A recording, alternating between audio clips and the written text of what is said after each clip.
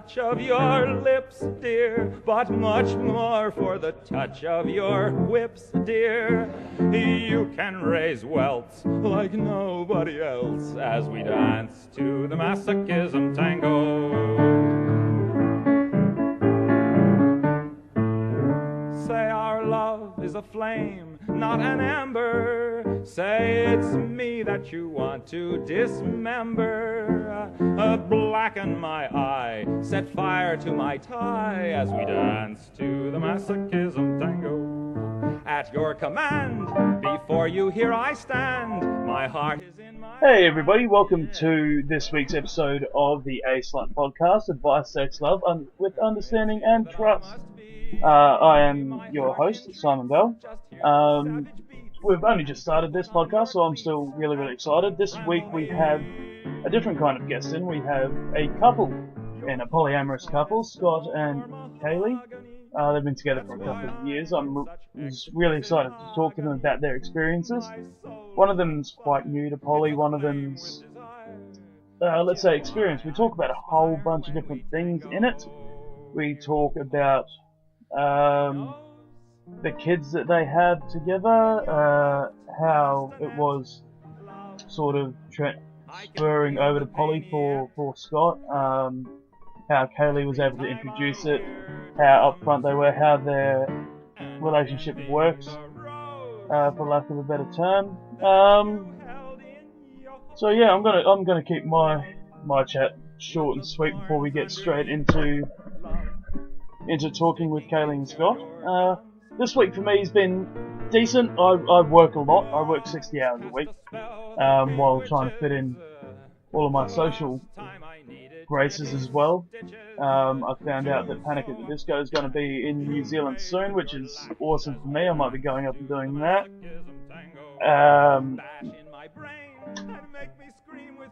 Yeah, so without further ado, actually what else happened is I got some new toys.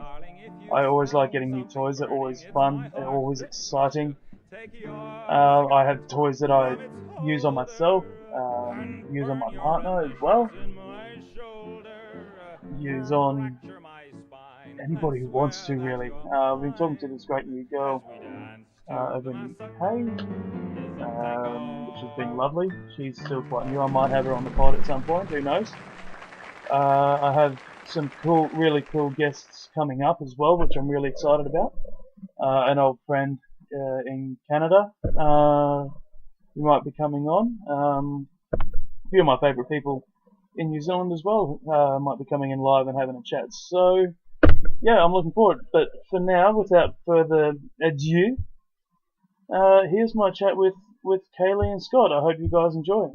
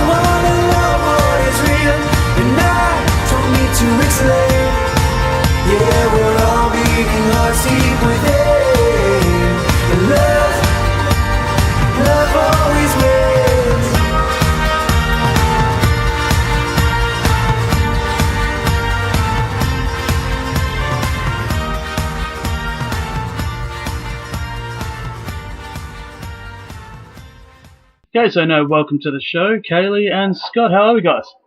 Doing well. Good. Wonderful, cool. So first of all, tell me a wee bit about you guys.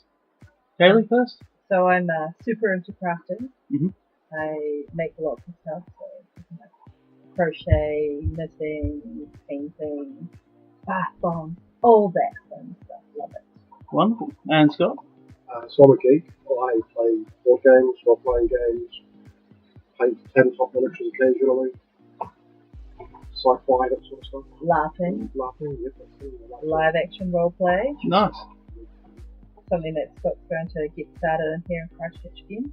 Sweet. And what's the laughing scene in Christchurch like now? So there is at the moment an annual Laugh Phoenix, Mhm. and there are one-shots as well as part of knowledge. Mhm. But I'd like a campaign laugh. Cool. So for people who don't know, like myself a little bit, what do you mean by campaign? So to start with, laughing is live action role playing. So Mhm. role playing, just a brief summary, a group of friends get together and they say, I'm going to attack York. Roll dice, they attack York. Laughing, it's a little bit different. Instead of saying, I'm going to attack York, you attack York. Right. With a sword maybe, or Mhm. a spell, whatever you're using.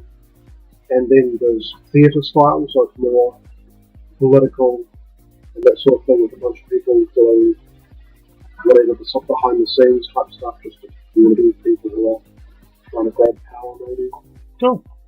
And they dress up. They dress up. Like cosplay, but super into the acting side. Is it sort of periodic, I guess, for lack of a better term? So you'd have a monthly one maybe, Mhm. and that would be a campaign. So every month you get roughly the same group of people together, Mhm. and you follow a story along with those people. Cool. And how does it end, I guess? Does it just Never keep revolving end. around, or? Yeah, there is the option of it never ending, as you say, but often the story just comes to a conclusion, either designed or naturally. Naturally. Like a TV show, just dies off. Yeah. Well, one in Auckland concluded with the end of the world in All right. 2012. Oh wow, So it that's was kind of cool. all set around that Aztec calendar style, Mhm. becoming real and the world ending. That's a kind of cool wee fitting ending there. Yes, it is. I think. It was designed to be exactly that. Fantastic. Okay, and so you guys have been brought on because you're polyamorous, right? Mhm. That's mainly what we're here to talk about. But we will go off on tangents. We will go off in all sorts of different directions, like we already have with the laughing thing. So I guess tell me, Kaylee, you've been into it you've been polyamorous for Pretty a long much time, right? always. Okay. So I was raised in not a polyamorous home, but in a home that understood love a lot better than people normally do. So Right. my mum raised us that she loved our friends as much as she loved us. Right. So if they came into our house, all the kids got kisses and hugs before bed. They all got told that, she loved them. No child ever felt like she loved us more than them. Right.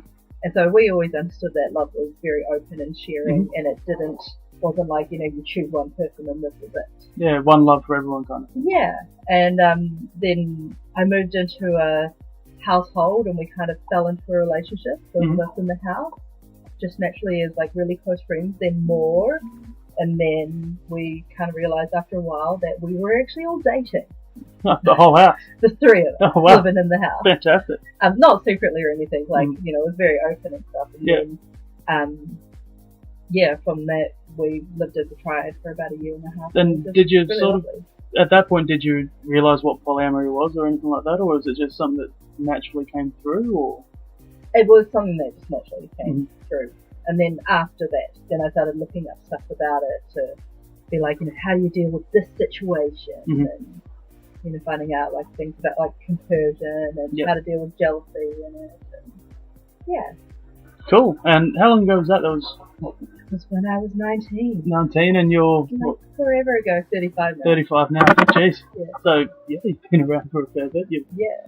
sort of experienced a fair bit of it and gotten to know it really well as well. Then there's the other hand, I guess, which, Scott, you're quite new. Yes, I am. So I was aware of polyamory quite a while ago, Mhm. and I've had friends who were, and I was in a flat situation really long time with polyamorous. But aside from that, I've not been in a relationship that's been a factor. Okay, so you've been in monogamous relationships previously. How does it differ being with somebody who is polyamorous to being with somebody who's not for you? So, as far as my relationship is concerned, it hasn't had a great effect just because neither of us have been active in that area, Right. at least here so far recently. Mhm. But it's, I'm more aware that people are free to expand their relationships beyond just a whole-lot type thing of being married and their lovers are vastly less relevant to them. Right. No, I get you. So, I mean, was it scary for you getting involved in something like that, or was it something that you just sort of... I think I'm pretty open to almost everything. Mhm. I'm open to learning about anything and love tasting new things and trying new things. And this is just another one of those, And this is something let's go for it. Something to learn about, something to go for and see what happens. Awesome. So was it something that you guys discussed quite early on, or... So very much at the beginning of dating, I made it clear this is how I believe life should be. Mhm. You know? And I've always, I've had previous monogamous relationships as well, but I've made it clear that whether you're polyamorous or not, if you are wanting to sleep with other people, you have to tell me, or it's cheating. Yeah, absolutely. You know, because it happens, and everybody likes to think in monogamous relationships, it won't happen. Mm. But you hear more about people cheating than not cheating. I feel as though with monogamy, I guess it's... In my experience, I guess it's more common to hear about cheating in a monogamous setting. For me, just purely because I find that people who are polyamorous or even non-monogamous have, for lack of a better term, a strong communication bond with their partner, because they know, for lack of a better term, that they won't get in trouble for going and wanting to do that, or for having desires for another person, or or that person's really good looking, I want to go and sleep with them. Yeah. You know, whereas monogamous people hide that. Yeah. Shame's probably a good word, I think, for that. They and I guess a lot of it comes down to you touched on it a little bit, was jealousy involved with that, and protectiveness, I think, is a better word for it, because you're protecting what you've already got. You're not wanting something that somebody else has, right? Yeah. So you're protecting your little circle, your relationship, and that makes you worried about other people who might come in, or something that your partner's going and looking at, or something like that. Whereas polyamorous people, they're more likely to both move on the same person. Yeah, very much. And I think in a monogamous relationship, you form a bubble around yourself and the other person, and if in that relationship the bubble is broken by some small incident, it can so easily get well beyond that initial intention. Yeah. It becomes full-blown regular cheating. Yeah. I think that's the difference between monogamy cheating and polyamorous is the lying. Yeah, absolutely. And you can still cheat in polyamory. Oh, There's no two ways about that. Lying. But yeah, the way that I put it, if you're having to deceive your partner, that's cheating. Yeah. Or you're having to lie to them, or anything along those lines. Mm-hmm. That's cheating, and that's not okay. Whether you're straight, okay gay, bi, monogamous, poly, you've got a big commune. It's not okay for being human. No, exactly right. I guess a lot. One of the big stigmas, I guess, of being poly as well is you just go and sleep with anyone. Yeah. Right. Yeah. I get that a lot. I'm guessing you've had that a fair bit, Khaled. I'm not sure about you, Scott. Not too much. But how do you combat that? Mainly educating people, and making it very clear. Whenever I tell people, while I'm not in the closet about it, it's not I'm wildly open about my bipolar, mental illness, wellness. But not so about the polyamory. But whenever I do discuss with people, I'm always very clear about what it means to me. And without a doubt, you'll get somebody who comes up on the side and they're like, "So come on, man." And I'm like, no, this is not saying I'm easy. Yeah. It just says that if I would like to, I'm available to. And that comes into the whole swingers thing that people think that polyamory is as well. Yeah. That we all just have big fuck sessions and orgies and whatnot like that. It's not the case. And there is certainly that community of people who are interested in that. Yeah. But polyamory is not about sex. No. It's about love and relationships. Exactly. And if sex comes out of that, that's great. Have fun. Go for it. And like any monogamous relationship, sometimes it starts with sex stuff. Yeah. And you build a relationship on it. But the idea is like, with any, standard monogamous dating, you're going through those motions for something more. Whereas with swingers, you're literally just getting your rocks off and then bye-bye. And that's where there's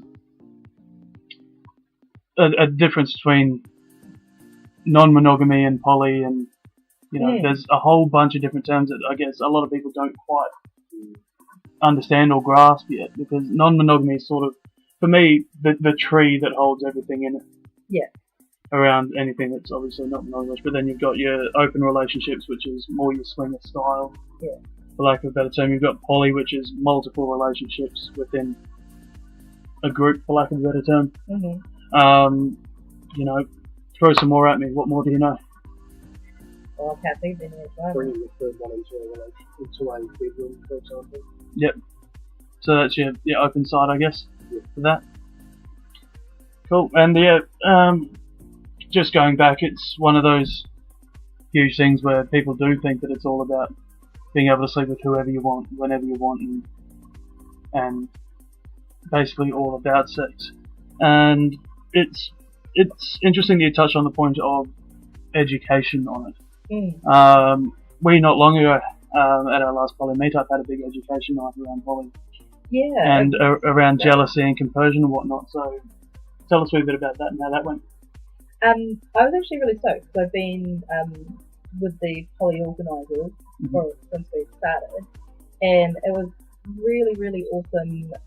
The turnout, for starters. They're just going to get Kaylee's order. No, somebody at the front door. It's probably my car, actually. Yeah, I just parked straight on in there. I didn't know where to park when I turned up, so I've just gone straight on in. But that's alright. Do continue on. So we were talking about the poly meetup. We had probably a good 40 people there, maybe? We actually had more than 40 people show up. They were camping at the bar, which was really phenomenal.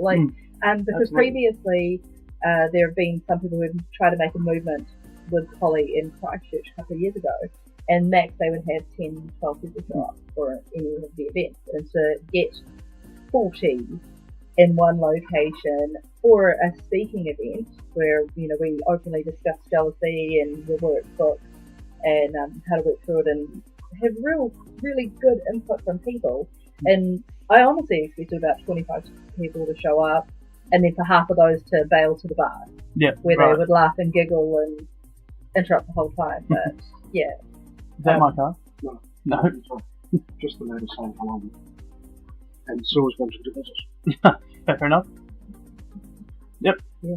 So you're expecting 25 people to come through? Yeah, I was expecting around 25 people to show up, and we ended up with more than 40 who were all interested, who stayed for the workshop, and just really participated. And one random drunk bloke. One random, really drunkly aggressive guy. Yeah. Oh, I ended up having to walk him out. Yeah, it was interesting. So you noted on the workbook. What was the name of that workbook?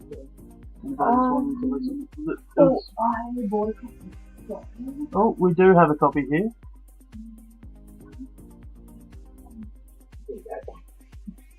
Called The Jealousy Workbook by Kathy Labriola. Sounds so just. That's a fantastic surname, isn't it? Labriola. Cool. So it's the Jealousy Workbook, and basically all it is exercises that you can do to learn a lot more about yourself, really, isn't it? And your the relationship that you're in, and how you can improve it. It really is. And whether you are polyamorous or monogamous, even asexual if you have to be, jealousy is something that features in all sorts of situations, whether it's work, sex, relationships, Absolutely. It's a feeling you have inside yourself. And I think one of the really awesome points which you made on that night was that jealousy is like an umbrella. Mm-hmm. And when you start coming under that umbrella, you have to ask yourself, what's behind it? Mm. Where is it coming from? Yeah. It's Yeah, because my big thing on that is jealousy is not an emotion. Mm. Jealousy has emotions attached to it. Yeah. So you've got anger, you've got hatred, you've got envy, you know, all of these different things that actually fit under this one thing. But you sit there and you go, and you get angry and whatnot, but you put it under this blanket of jealousy, right? Mm. Put it under this big thing going, that's all it is I'm just jealous. And that's the end of the sentence for most people. Exactly, and that's where it gets a wee bit concerning, because they're not looking at what's actually making them that way and what's making them upset and what's making them jealous, and then taking steps to potentially reduce that. Yeah. Now, the exercise that we worked on were purely for poly or non-monogamous people, right? Yeah. They were built for those, but like you said, you can use it if somebody's just got a promotion over you or something like that, or anything like that.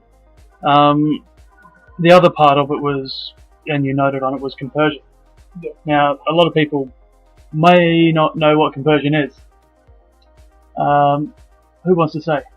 So, for me, compersion is that happy feeling you have at somebody else's joy coming into a new relationship or in a relationship. Mm-hmm. It's like, you know, for those who haven't quite experienced before, it's like when you're super stoked that your best friend's having the awesomest birthday party and they're getting the best present.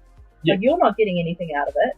It's all about them, Mm-hmm. you know, and those presents might not be what you'd like at all, but you're still super stoked for them. Yeah, right. Yeah. And Scott, do you see it the same way, or? Yeah, so it's not just with adults at all. Like I've watched my daughter. We went to Bunnings a while ago, and she was watching some other kid get the face painted. And she just had the biggest grin on her face watching this kid get their face painted. Because she knew that kid was going to love her face painting job, and she also knew it was going to be coming up, and she would have her own face painting as well. So it's in all aspects of life, I would say. Yeah. Just like other things like jealousy is. Yeah. And the other thing I talked about in the workshop is compersion doesn't have to be honest. So I think there's really two factors. Compersion is joy and joy. Jealousy is possibly, you could describe it loosely as sadness at someone else's joy. Yeah. And then Schadenfreude, joy at someone else's sadness. Yes. And then I've experienced a lot of that. Yeah, exactly. And then sadness at someone else's sadness might be sympathy. Yeah. So it's these sort of four things that are each corners of the same idea. But compersion's a relatively new phrase, really, isn't it? I've New never word. heard of it before this workshop, to be honest. Cool. So, hearing that, and I guess for lack of a better term, learning about it for the first time, did that open your eyes up to anything, or yeah? Relationships with other people, I can see their happiness and identify what I'm doing as a result of that. Awesome. No, that's really, really cool. It was, for me, compersion is something that I knew about but didn't really know about. You know what I mean? It's a term that I'd recognise and that I could understand, but it's not something that I've really felt a lot in the past, I don't think. So coming into that, it was an eye opener for me as well, and I've been poly for a fair time as well now. Like 2 or 3 years. It's not a huge amount, but it's enough to have learned a fair bit and to learn a lot about myself as well. So coming in and learning that side of things was an experience for me as well, and a learning experience, which is basically what this podcast is about. I haven't actually told you guys what it's about. It's about learning and understanding and you know, getting to know yourself better and getting to know others better. So compersion as part of that, I've gone off on a complete tangent here. Yeah. But compersion as part of that is something that I experience a lot more now. Like my partner just got back from Hamilton. She was up there for the week. That's where she's from. She came down here to be with me. And she had so much fun while she was up there. She really, really enjoyed it. She slept with a few different people while she was up there, which she didn't think she'd be able to do in a relationship ever in her life. She's first time poly as well. And I remember just lying back in my bed and she was telling me that, and I had this big smile on my face, and I was, ear to ear, and I was just happy because I knew she had had a good time, she had enjoyed herself, and I feel as though with monogamy, they don't really. I make it sound like it's a plague or something. that monogamy over there. I feel as though it's difficult for a lot of monogamous people to let their partners go away on holiday and do something like that, without having that thought of what are they doing, what's happening, what's going on. Or what happens if they get out with those guy mates of theirs, Exactly. They're going to get too many beers in them, and. Whereas, Erin, who's my partner, didn't tell me until a day or two after, but the fact is she told me and I went, that's awesome, well, was it good? Yeah. I think that was my first question, was it good? And they went, yeah. And then you can sympathise with them. Oh. But then she slept with him a few times again after that and it got better. So she had fun, which was the main thing. Yeah. Main thing, really. Anything more on conversion for you guys? Or? I was just looking on the internet, and I think in Britain it's known as frubble. Frubble. Frubble, you British people. Frubble. Frubble. Okay. Frubble. F-R-U-B-B-L-E. So, alright. Being happy for your partner is called frubble. I'm not sure I could get into that. It really does sound like a bit of a nonsense word. Yeah. Putting it like that. If you say it conversion, then people go, what's that? Frubble. You're just like, well, what are you talking about? Yeah. Language is what Yeah. I don't think we can look too much on that one. No, there's definitely a lot worse vernacular in the world, that's for certain. Mm-hmm. I went to America last year and that was difficult. In many ways, and also I've been out to Gloria Vale as well, and the way that they talk gets there as well. I spent a day up there about 10 years ago now, and for those who don't know, Gloria Vale is ultra conservative Christian society, I guess, in New Zealand, who sort of do their thing. So they live out on their own, sort of like in a farming community, sort of a Kiwi version of Amish style. Yeah, except they do have a lot of they've got the technology side. They're out there, not in our community. Without quite being quite as dark. It's almost a Jonestown sort of vibe. Yeah. Obviously, they're not doing the mass suicide thing, which is cool. Yeah, that's great. But the completely different style and way that they live and things out there is just it's kind of insane. Really, I cannot remember what I was talking about here, but we ended up on Gloria Vale. Different languages. Yeah, the way that they interact talk. with their own community. I'm not sure if it's because they're from the country or whether it's just the way that they're brought up, but they were very slow and soft spoken there, and that it doesn't really mix well with me. My brain just sort of goes, "That's not right." What? And then a little too committed. Maybe, perhaps, yeah. I mean, I was an outsider in their community, so that could be understandable. But even, I don't know if you guys have watched the documentaries on them on TV1 or TV2. It's a same sort of thing there. We're one of those new age households that doesn't have regular TV restrictions and only use streaming services. Same here. That's the only reason I was able to watch it the other day. It was, I think it was TV2 on demand, I can't remember. Yeah. My partner put it on, so that was that. As it is sometimes. Yeah. So, you've been, like you said, you've been poly almost sort of old. All of my adult relationship life. Okay. Has there ever been a partner or anything that's tried to make you just theirs, or have you ever rebelled against the polyamory side or anything like that? I've always been open to the polyamory side, just because, monogamy is very much prevalent in the Kiwi culture, not just Kiwi. Yeah, that's very true. It's normally the sort of relationships that happen, and as I've gotten older, I've become more certain of myself that polyamory is for me. This is how it's going to be.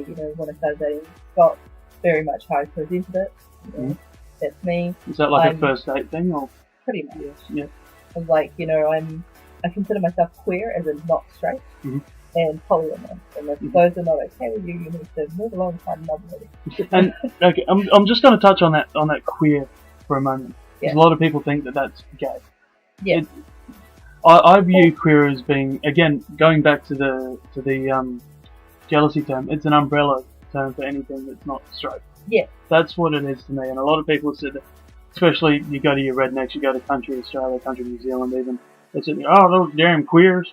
Yeah. And you sit there and you mean gay, and that's not derogatory. Yeah. So I'm not sure what you're meaning, but you're saying love is love, right? Yeah, pretty much. Basically. You know, and I've had some serious relationships with, you know, women before, Mhm. as well as men, and I've treated them as equally in my eyes as each other. You know, people are often like, oh, you know, you're not really bisexual. If you find the right man, Yeah. or you if you roll a little bit with the lesbian community, they're like, oh, penises. Like, either make up your mind and get out. Yeah. You know? And being a bisexual man myself, we get that quite a bit. Yeah. You know, the gay men, we're not gay enough. Yeah. The straight men with its toxic masculinity is just Yeah. nigh on impossible at the best of times. Completely offended because, you know, one, you might be after them, or two, you might be after their girl. Exactly. Decide which is bad. Exactly, and I'll just sit there and be like, so what if I am? If the person wants to do something, then obviously they're not happy in what they're doing. Yeah. Not that I sit there and I go and try and take people's people or anything like that, but quite often I'm a bit of a slut, to be honest. I won't say no if it comes through. In my All too often. In my younger days, my catchphrase was, "I'm like Sarah, nice and easy." Because you get girls who are easy and they're not that. Yeah, come across a lot of those in my time as well. So you guys, how long have you been together now? 3 years. Okay, so Scott. Yeah. Okay. Yeah, it makes sense. So 3 years. Cool. And you touched on it before. You've not been actively seeking another person or anything like that to join or anything like that. Is that right? I personally have been quite busy everywhere. I've been bought a house recently, getting it with stuff around there. And work's been entertaining me, and it's better, doing that. Yeah. So is it just a time thing, or is it you're kind of happy where you're at? I've been actually really happy with it doing that as well. And there's always lots of stuff to do. Relationships are just one aspect. Yeah, very much so. So if there was to be another person or another group or whatever added, how would that look for you guys? What would be, for lack of a better term, an ideal? Is there an ideal? I think it's, you know, like, not to become a unicorn hunter or anything, Yep. just to, like, we'll discuss what that means. Yeah. But A lot of people aren't going to know what that is, but just to roll with it, you know, Yeah. like, ideally I would like to have also an additional relationship, and for Scott to have one as well, for the reason that we both have our own mental wellness issues that we work through, and thankfully they don't coincide. So it's always nice that, like, you know, sometimes, like, as much as I can try to pick Scott up, he gets depressed, and that's part of where he needs to be. Like, it's not something that you have to drag somebody out of. Yeah. If you think of, like, Eeyore and Winnie the Pooh, his friends let him come along, no matter how depressed he was, and they accepted that he was like that. They didn't spend all their time trying to focused cheer on him him, up. saying, cheer up, you know. Piglet would say, here's a balloon, and he'd be like, oh, right, tie it to my tail. Yeah. You know, and that was his go. And so I would like them to have another relationship, you know, not just to have them on the side burner, but where I can go off and experience some happiness and joy where that's fine and it's not impinging on him or making him feel guilty, because when you're depressed, you're in there. Yeah. And it can be really tough knowing that you can't lift yourself out of it. Absolutely. And then seeing other people happy around you, it makes you drive deeper into your hole. Absolutely. And if I can speak for Scott, I can speak for himself in a bit. Vice versa, I have bipolar, and so sometimes to manage my mania, I have to dope myself up on meds, and I will just be almost comatose on the couch for several days, and all I do is watch TV, and I'm no partner during that time. I can manage to do my part in the household, you know, do a couple of chores, make sure my child doesn't burn the house down. Yeah. But I really had nothing to give to a relationship during that time. And it would be nice to know that he could go out on a date or have, even if we are fine as well. But I mean, in particular, these times is when it's nice to have fun. Yeah, sure. And is that something that you agree with, Scott? Yeah, I sort of agree with what you say as well as myself is concerned, but I think for me personally, I'm a straight white male in New Zealand. I suck at having meaningful relationships with other people. So I've got a partner, I'm greatly happy with a wonderful relationship there. But I've got no male friends with that I'm willing to, cry, I guess, with lack of a better short phrase. I think that's every New Zealand male exactly. sort of thing, yeah. So And I think another relationship will help give me a better friend to start with. Yeah, sure. And also a lot more experiences and new things to look at there. Support networks are such a massive thing. I went through a breakup last year that was quite bad for me. I ended up getting depressed and I got put on meds for the first time in my life, which sucked for me because I was always one of those sort of. Well, it's hard to accept it when you have to take meds to help with it because we don't this is like international. It's not just a bag on New Zealand, but we don't treat mental wellness like we do physical wellness. No, like you can tell people like I sprained my ankle and now I have to hobble. Like if I went out and told people like, okay, I'm talking really fast all the time because I'm a little bit manic, they'd be like, whoa, should we call like the ambulance for you? And it's like, dude, just chill out. Like, let me talk all the time. You guys can like have the talking the other time. Yeah. I watched a video just the other day. It was like, imagine if we talked about physical injuries, the moronic way that we talk about mental injuries, mental illnesses and whatnot. And one of them was like, why don't you just stop coughing? Oh yeah. When you've got a cold or a flu. Yeah. Why don't you just stop coughing? Have you tried like just breathing? Because there's a lot of air in here. Like I know the doctor said you're asthmatic, but really, like look at me. My lungs work just fine, so I don't know why you need that.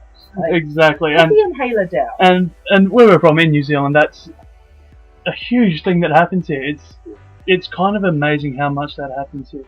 And suck it up and stop being depressed.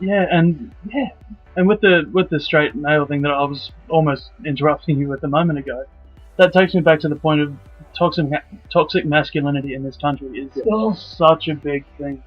We've got the big burly farmer blokes and the rugby blokes who, where the men, where the men don't cry, where the boss, blah blah blah blah blah, and it's hugely unhealthy for them as well. Farmers especially, I know that farmers have such a high suicide rate in young because of that, farmers. And because they don't talk, they don't have anyone to talk to because they can't go to their parents because the dad will just say, "Oh, just toughen up." Well, we had bigger problems than this. Exactly, and it's showing through in this generation that's coming through now how bad that's actually harmed everyone. We will go back to a point that you said around unicorn hunting. In 1 minute. Oh, yep. So, actually, again, another video. Our life is full of videos and magnificent Facebook, but there was a guy, and I will look it up so you can put it in the comments. And he's written a book, and he mentions toxic masculinity. He says it in his speech. He's like, I mentioned toxic masculinity only once because I want you to think of this. What is masculinity if not being toxic? He's like, all it is not woman. And he's like, you ask people and they're like, oh, it's physical courage. And it's like, well, have you actually thought about how much physical courage it takes to push a baby out of a vagina? Like, a woman will do this repeatedly. Yeah, willingly. And he's like, and just talking about all these things, that you think are masculine traits, but are actually just human traits. That women carry just as well. Absolutely. Yeah. But it's not ingrained in women's society, I guess, for lack of a better term, than it is in a men's circle of friends or something like that. And sort of related to that, Kaylee had to point out to me about a year ago now that my mother raised a feminist. Like, it took until that long to realise, she actually did do that. Yeah, deliberately. And let's put this on the line as well. Feminism is not anti-male. It's not anything like that. We are not men haters. No. Ideally, I would like it to be humanist, but it was pointed out to me that the reason it's called feminism is because it's the females that are being put under. So that's why the movement is named after that. And if you are around any feminists who are making you feel like they're man haters, that's all they are. Yes, absolutely. They're not feminists, as far as I'm concerned. No. They're people who just want to put themselves up on a pedestal. I think feminism in general has grown to another umbrella term where you've got people like Turks. I don't know if that actually means anything to you. No. You'll have to look it up exactly, but it's trans-hating feminists. We'll look it up right now while we keep talking. So the brief description is someone who is usually a feminist, they call themselves a feminist, and they don't believe in so they don't believe that people who are born as a male and transition to becoming a female, they don't believe they are actual women. Of course they don't, because how could you be if you were born a male, right? So it's TERF is an acronym for Trans Exclusionary Radical Feminists. They sometimes call themselves gender critical feminists. They're not really helping women though, are they? No, it's just... And these people are rampant in the medical community. Yeah? Because you'll find that there are ambo drivers who won't pick up trans people. Wow. They'll let their off-sider do it and they won't touch a hand on them. They are actually out there. How can you do that in... Wow. Yeah. That absolutely stuns me. Yeah. I couldn't imagine not helping somebody who needs it, especially when you're getting paid to do that job. Well, it's one of those like those trickle down ideas that come through our culture. Yeah. There's a couple of others that not around the Poland or something. We've gone well away from that at this point, I think. But they just become so ingrained in our culture we don't even realise. So the 50s have a lot to own up for a lot of our issues at the moment. Yeah. In the same way that how transgendered people are treated badly, like the amount of people who I've actually talked to myself and they'd be like, oh, he, she, and I'm like, excuse me. Yeah. Hold on 2 moments. If you can address a group of people as they, you can address that person as they. If you do not know what gender they are, see, they, like that. So simple. Well, you don't have to be rude about it. The way that I've always talked about this is you go up and you pat someone's dog and you go, he's beautiful. Oh, actually, no, it's a she. Why can't we do that with people? You're not going to call that dog he again, are you? Yeah. It's she. Yeah. You've got introduced to the dogs. I guess, there you go. And that's what it is. Like with our daughter, as all children do, they are like, oh, what person is that? And I'm like, I would like you to look at the person and ask yourself, how do they present themselves? And she goes, well, definitely a princess. And I'm like, oh, you probably want to go with she then. Yeah. Rocking it. I'm like, yeah. Awesome. That's really, really cool.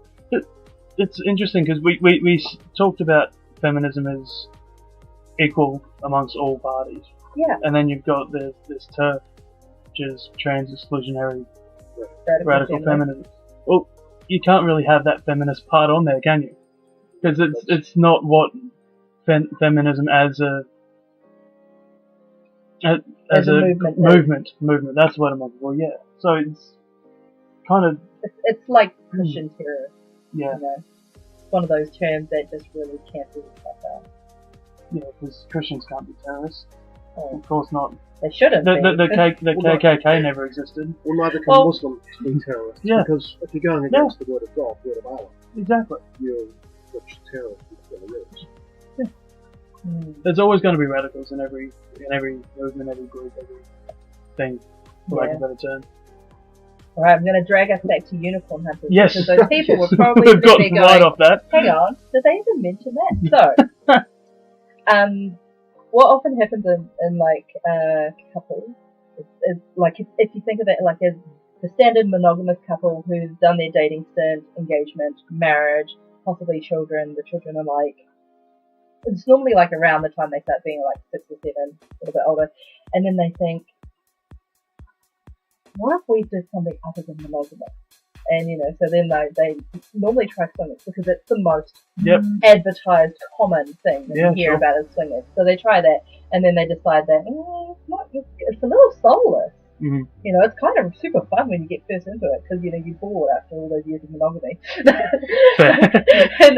But then they settle down and they do reading and they start researching and they find out about this polyamory. Doesn't it sound fantastic? And so they work on their relationship and jealousy and how this will work, and then they decide they're going to go and find a woman to join their relationship. And that's when you become a unicorn hunter. Right. When you have already decided exactly what you want to pull into your relationship, like a cookie cutter. Realistically, when you're dating as a monogamous person, most people don't even know that they want to have 3 children with a man in a 3-bedroom house. It might be a vague idea that it's going to be a person in a house and maybe kids. But the way that people who are rolling into polyamory do it is literally like that.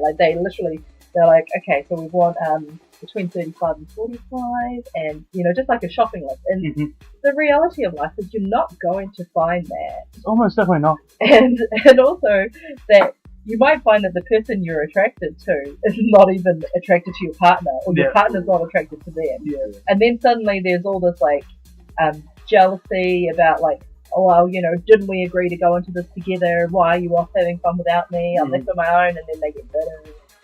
It all sort of goes downhill from there. So don't be unicorn hunters. Be open to what relationships happen. Yeah, exactly. I think the term unicorn hunter can also come in that it's just a couple looking. It's sort of in a swinger sense as well. Yeah. And that just a couple looking to spice up their bedroom. Yeah. Yeah. They're looking for and it's almost always a bisexual woman as well. Yeah. Looking for a bisexual woman to join our couple to make our life. Oh, the amount of times that I've We're seen something available like after that. hours or on Wednesday nights. No. So many times I've seen things like that, and you sit there and you just go. I will say, in my younger 20s days, when I was did. living down in Oamaru, I was a unicorn for a while. I bet you were. Go around and fill in some of those NZ dating requests. Oh, yeah. But- And they're dating, what a time to be alive. Without a doubt, though, it would always go the same way. And I'd be very clear in text, and I'd be very clear via email. And then when I met them, I would talk to them very clearly. I do not want to be in your relationship. This is literally just fun time. Yeah. You guys have a marriage. That's you two. I come for this, literally. And then I go. And then the guys would after a while start trying to message me on the side, come meet me, and I'm No. message the wife and be hey, will you be there? And they're what are you talking about? I'm yeah, sort that out. I plan seeing you guys again. And they'd be oh, why'd you have to be like that? And I'm because I very clearly stated where my okays were. Yeah. And you crossed into no. And I guess it's the age-old adage of going into poly is don't bring somebody else into your shit. Yeah. Right? Regardless of whether it's just a wee bit of fun, like you were doing in Oamaru, or whether it's a full-blown relationship and it's not quite working. So I know, I'll go and have this brand new spanking thing and that'll fix everything. I'll be happy again. And you sit there and you look at people who do this, and it is quite prevalent. It is quite obvious when it happens as well. And you sit there and you go, honey, come on. We know why you're doing this. You know why you're doing this. Let's, not stuff everything up for you. Let's work on your base before you start to get your wings. Yeah. It's do you know what the new TV show is? She, Me and Her? No. Nope. Hang on, I will get on the... Get on the old interwebs. On the internet, IMDb. Essentially what it is it's exactly that. A couple, well, they weren't actually unicorn hunting to start. He just needed a little outlet, not actually for sex. And then it kind of turned into that, and then he took it home, and yeah.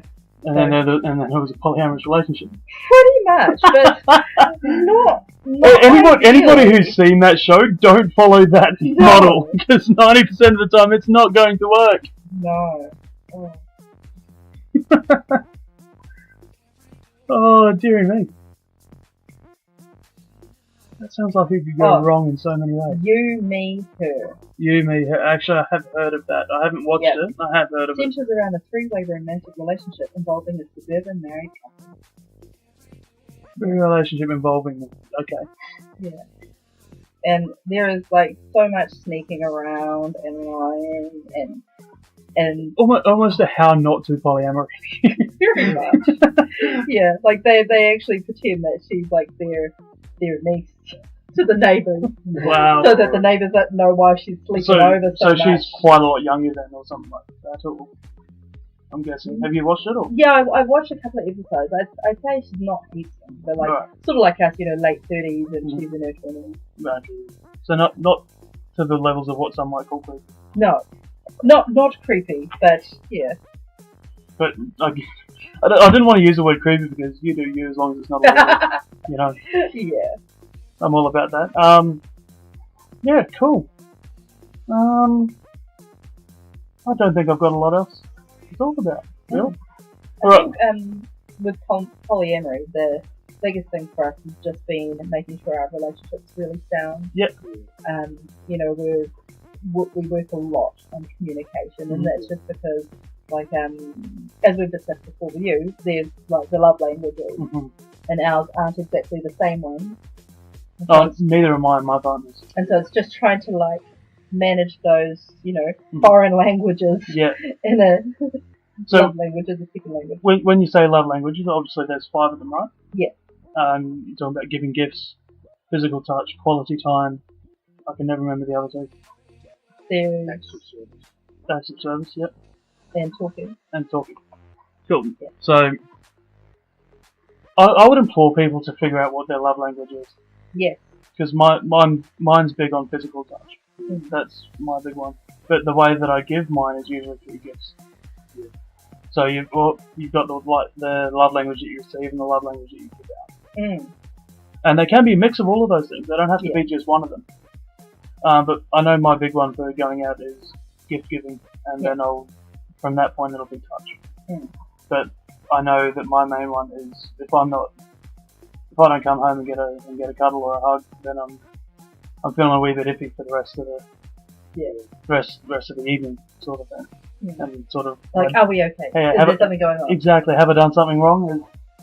What's happening here? Yeah. I don't like this. Yeah, like, exactly. No, I'm just having my own time. Exactly. Yeah. So speaking of those, what are your guys' love languages? Mine would be acts of service, gift giving, okay, and then touch and that. And then like for giving, I would say the talking and touch and giving. Off the top of my head, I don't really wine. I would probably guess touching acts of service. Definitely acts of service. Yeah. Well, the giving one is definitely also acts of service. So acts of service is obviously doing something for your partner that you know makes them happy, right? Which is just simple stuff like making coffee in the morning. Yeah. Just really basic, every day. Or there's this magical thing that happens in my house. So I do all the washing and make sure that the clothes are dry. And then magically the clothes are put in my dress. It is like the best thing in my relationship.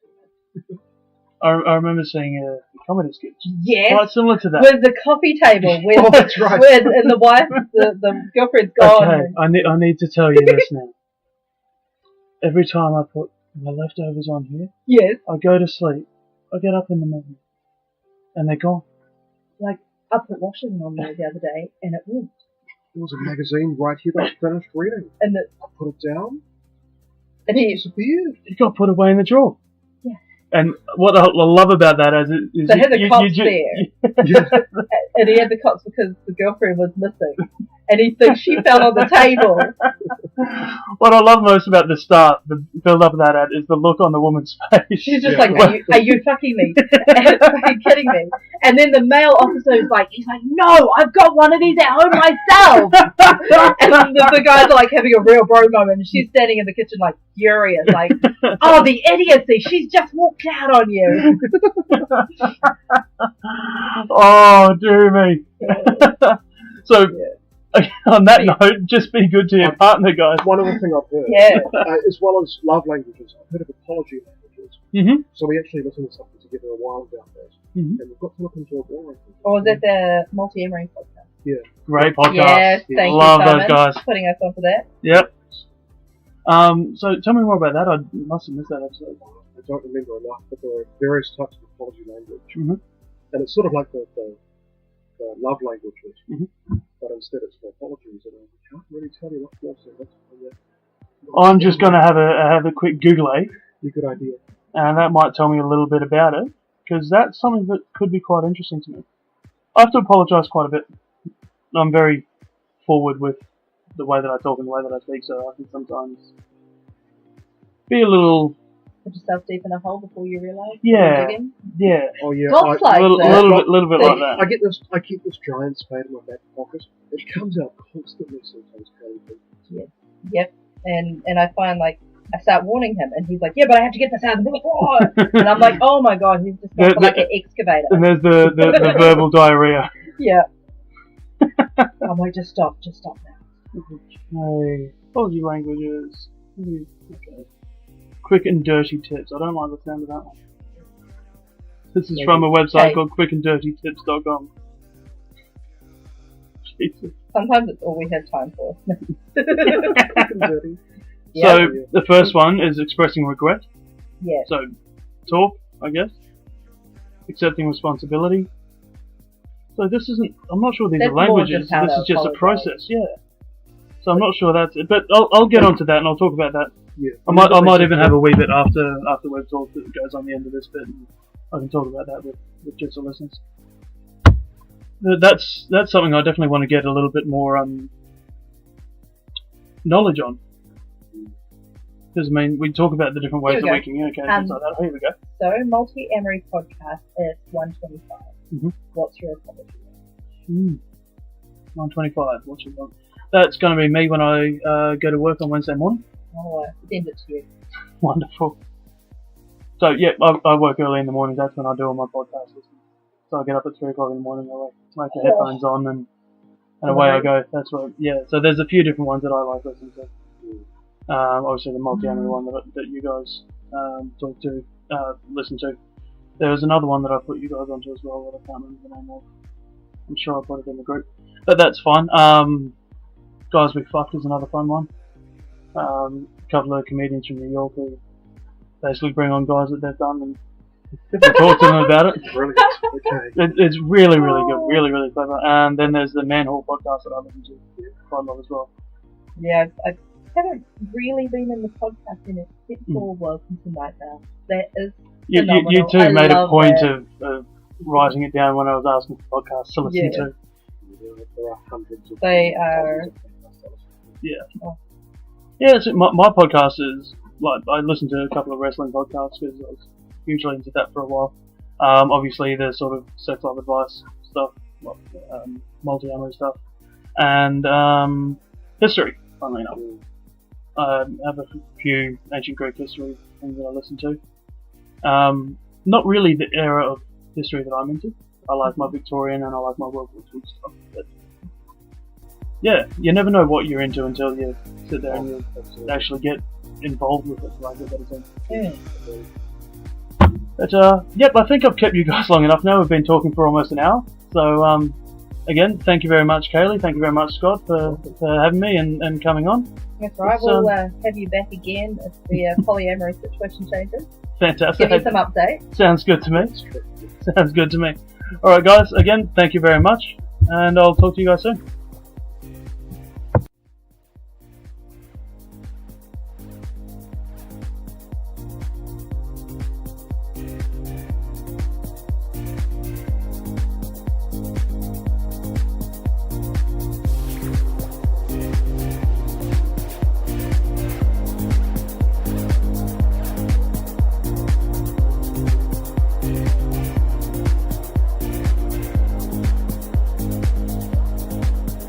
Thank you very much to Scott and Kaylee for talking to me there. That was really good chat, really, really fun.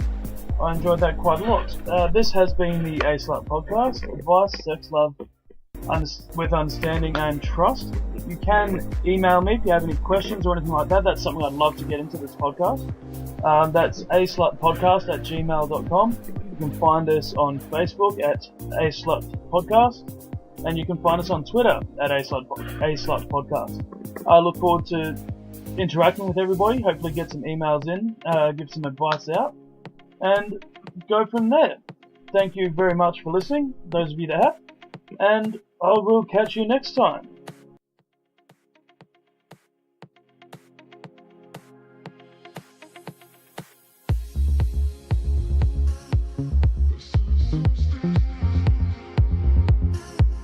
This is